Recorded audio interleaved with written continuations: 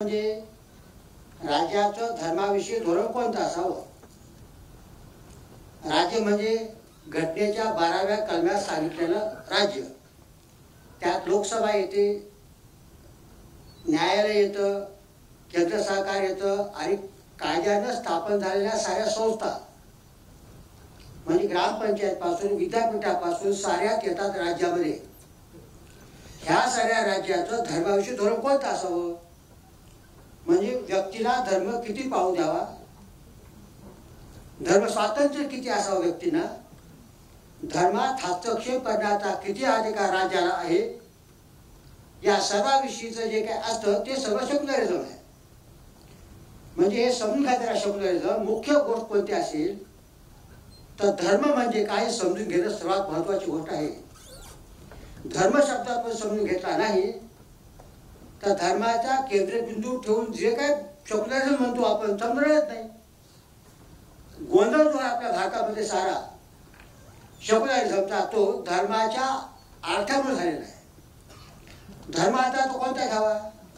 मला धर्म स्वातंत्र्य आहे किंवा मिळतं मला राजघटनेकडनं म्हणतो आपण, त्या धर्माचा अर्थ कोणता आहे? धर्म म्हणजे काय याचा व्याख्या करण्याचं मला स्वातंत्र्य आहे. करू शकतो व्याख्या वाटत असली माझी, पण त्या अर्थानं स्वातंत्र्य मला दिलं असं म्हणता येणार नाही. धर्माचे अर्थ किती आहे? आपल्याकडं सगळ्या अगदी वेदापासून महाभारतापासून ते कुराणापासून सगळे वेद धर्माच्या इतके व्यापक केलेले आहेत की आपल्या मानवी जीवनातल्या एकही गोष्ट नाही की धर्मात मोडत नाही. धर्म म्हणजे मानवी जीवन, वे ऑफ लाईफ. निसर्ग धर्म, प्राणी धर्म, सृष्टी धर्म, पती धर्म, पुत्र धर्म, ते इस्लाम धर्म, हिंदू धर्म. धर्म म्हणजे कर्तव्य, धर्म म्हणजे प्रेम. जीवनात अशी कोणती तरी गोष्ट आहे का जी धर्मात मोडत नाही? मग हेच आहे राष्ट्रधर्म आपल्याला धर्म आहे. म्हणजे या अशा व्यापक अर्थानं धर्म शब्द घ्यायचा काय आणि त्या अर्थानं मला धर्म पाळता येतो असं समजायचं काय? भारतामध्ये अवघड काय झालेला आहे प्रकार, धर्माची व्याख्या नीट न करता प्रत्येक जण स्वतःच्या मनानं धर्म अर्थ घेतोय. महाभारतात वाक्य आहे, जो करतो धर्म होय. त्या व्याख्याला काय अर्थ आहे? धारणा म्हणजे प्रगती, कल्याण. जो करतो धर्म होय.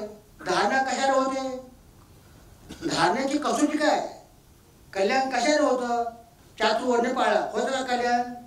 स्त्रीवर अन्याय केला, होतं का कल्याण? मग धारणा कशाला होते हे नक्की नाही. धारणा होतं ठरवायचं कोण? समजा होत नाही बदलायचं कोण? कोणत्या जगातला धर्म बदलून दिलत नाही. तेव्हा थोडक्यामध्ये धर्माची व्याख्या आपण कोणती करणार आहोत हा सेक्युलरिझमचा मध्यवर्ती मुद्दा आहे. आणि भारतात कोणीही धर्माची व्याख्या नीट करून त्या अर्थी सेक्युलरिझम मांडित नाही. दुःखाची गोष्ट आहे. लक्षात घेतलं पाहिजे की आपल्याला स्वातंत्र्य धर्माचं घटनेला दिलेलं आहे, तेव्हा घटनेला जो अर्थ धर्माचा अभिप्रेत आहे तोच घ्यावा लागेल. घटनेमध्ये 25 ते 30 असे 6 कलम आहेत स्वातंत्र्याचे, धर्माचे, मूलभूत हक्काचे. त्याच्या 25 कलम धर्माचा अर्थ स्पष्ट करणार आहे. स्वातंत्र्य धर्माचं मला ज्या कलमाने मिळतं त्या कलमात धर्म शब्द आहे, त्याचा सुस्पष्ट अर्थ दिलेला आहे. एवढंच नाही तर असे म्हटलं जातं आपल्याकडं की सेक्युलर हा शब्द इंदिरा गांधींनी आणीबाणीनंतर घटना दुरुस्ती केल्यानंतर प्रियांबल आणला. सेक्युलर शब्द भारतात पूर्वी नव्हता. घटनेमध्ये हे चूक आहे. भारताच्या घटनेमध्ये प्रियांबलमध्ये आलाय खरंय, पण 25 कलमामध्ये धर्माचं स्वातंत्र्य देणाऱ्या कलमामध्ये सेक्युलर शब्द घटना तयार होण्याच्या पहिल्या दिवसापासून आहे. दखल घेतच नाही कुणी. नुसता शब्द नाही, त्या शब्दाचा अर्थ आहे. त्या सेक्युलर वाक्यामध्ये दुसरा शब्द हिंदी धर्म आहे, इंग्रजीमध्ये रिलीजन. धर्म आणि सेक्युलर दोन्ही शब्द एकाच वाक्यामध्ये परस्पर छेदक आहेत. त्याचा स्पष्ट अर्थ आहे. हे अर्थ दखल न घेता स्वतःच्या मनानं प्रत्येक उठतो. धर्माचा हा अर्थ आहे, मला धर्म पाळता येतोय असा अर्थ सेक्युलर आहे, हे सगळं बंद करा. अगोदर भारताची घटना तुम्हाला देतो धर्माचं, तर भारताच्या घटनेनं जो धर्म मांडलेला आहे त्या अर्थानं स्वातंत्र्य तुम्हाला मिळणार आहे, तो धर्म समजून घेणे प्रथम कर्तव्य. समजून घ्यायचे का तुम्हाला? इंग्रजी शब्द घटना आहे, तिथं शब्द DHARMA नाही, RELIGION असा आहे. सांगून ठेवतो, याचा अर्थ घटनेत असा आहे, पारलौकिक धर्म असा आहे.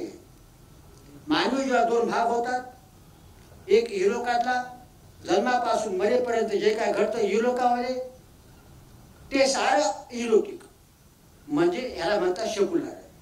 आणि जे ह्या जगात दुसरं जग राहतं असं कल्पना करतो आपण, एक परमेश्वर आहे, देव आहे, स्वर्ग आहे, नरक आहे. मग ते प्रसन्न होण्यासाठी मग कर्मकांड, विधिवैकल्य, मोक्ष मिळायला पाहिजे, मुक्ती मिळायला पाहिजे. किंवा आज नास्तिक शब्द आहे, त्या नास्तिक शब्दाच्या भोवती जे जग आहे ते जग पारलौकिक आहे. ईश्वर कल्पना करून त्याच्या भोवती सगळं या जगात हे राहायचं आहे. ईश्वर या जगात राहायचं आहे असं जग कोणतं तरी असं मानलं गेलेलं आहे. तर मानवाने आपल्याला एक इहलोक दुसरा परलोक असं प्रत्येक जगामध्ये आहे. अशा प्रकारे परलोकासंबंधी जे काय सांगितलं असेल, देव, धर्म, मनाला शांती लाभणं, पूजा करणं, प्रार्थना करणं, त्यासाठी याला म्हणतात पारलौकिक आणि याला म्हणतात इहलौकिक. इंग्रजीमध्ये घटनेत शब्द रिजन आहे, त्याचा अर्थ पारलौकिक धर्माचा आहे. स्वातंत्र्य जे दिले मला भारताच्या घटनेने, तो इहलोकातला तुमचा धर्म पाळण्याचं दिलेलं नाही, परलोक या अर्थाचा जो धर्म आहे त्याचा दिला आहे. किंवा आपल्या वैदिक धर्मामध्ये अशी व्याख्या बघा, जो सातो निःश्रेयस आणि अबुध तो धर्म होय. त्यातला निःश्रेयस म्हणजे परलोक, अबुध म्हणजे इहलोक. ही व्याख्या आहे. निःश्रेयस अबुध पाहतो तो धर्म, त्यातला निःश्रेयस भाग शिल्लक ठेवला आहे धर्म म्हणून घटनेनं, आणि अबुधे भाग तुमच्या धर्मातून काढून घेतलेला आहे आणि देऊन टाकलाय तो घटनेकडं. आपला धर्म आहे त्याचे दोन भाग केलेले आहेत. आणि प्रत्येक धर्माचं हेच असतं की त्या धर्माला कोणता तरी पाय असतो, तो पाया धर्मग्रंथ आहे. धर्मग्रंथाच्या पायाच्या आधारावर जगातले सारे धर्मग्रंथ आधारलेले आहेत.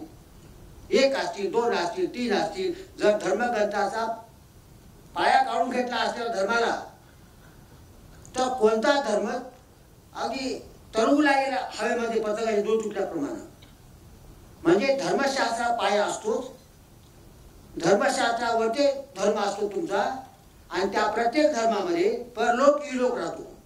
पुराणामध्ये, बायबलमध्ये घ्या, मनुस्मृती घ्या, महाभारत घ्या, वेद घ्या, कुठे घ्या तुम्ही, मानवी जीवन आहे इहलोकातलं परलोकातलं सर्वच त्यात आज शिकवण आहे.